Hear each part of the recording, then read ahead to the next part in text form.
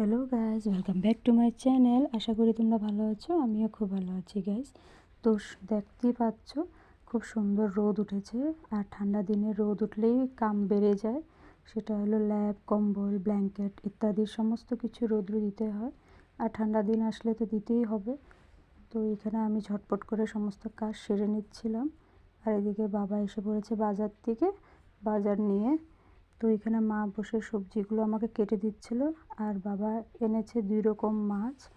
তো আজকে আমাদের বাড়িতে অতিথি আসবে, আমার মাসির শাশুড়ি আর আমার ননদ। তো ওরা বেড়াতে আসবে। তো এদিকে মাছও কাটা হয়ে গেছে। তো মাছ রান্না করব আর অনেক কিছুই রান্না করব, কেন কি ওরা আসবে। তো এই হলো আমার মাসির শাশুড়ি, ওরা এসছে। তো জলখাবার দিয়ে ওদের সাথে একটু গল্প করে তারপরে রান্নাঘরে এসে রান্না টান্না করছিলাম। তো এই হলো আমার ননদ। ওকে অনেক বলছিলাম বাড়িতে থাকতে, কিন্তু ও চলে যাবে, কিন্তু মাসি থাকবে। তো এদিকে কি রান্না করলাম সেটাই আমি তোমাদের সাথে শেয়ার করছি গাইস। তো করেছিলাম মাছ, 2 রকম করেছিলাম, একটা বড় মাছ, একটা ছোট মাছ।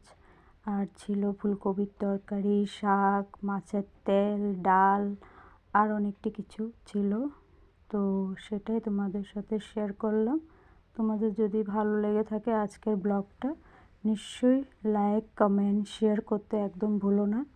আর কেমন লাগলো অবশ্যই কমেন্টের মধ্যে জানাবে। নতুন ব্লগ নিয়ে আবারও আসবো। Tata guys.